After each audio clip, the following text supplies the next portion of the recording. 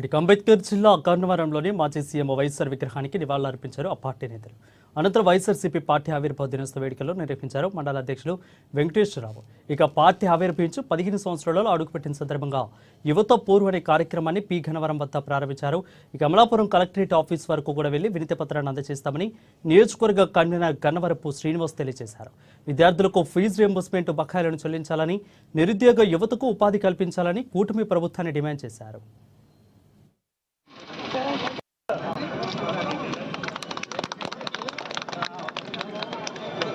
జిల్లా కలెక్టర్ వర్యులు వారి యొక్క అమలాపురం మా యొక్క జిల్లా పార్టీ అధ్యక్షులు పినిపే వేసూరపు గారి యొక్క సారథ్యంలో కలెక్టర్ గారికి ఒక వినతి పత్రం సమర్పించడం జరుగుతుంది.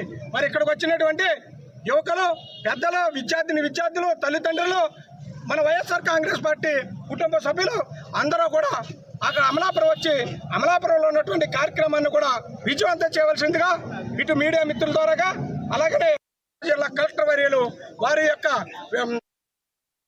జిల్లా పార్టీ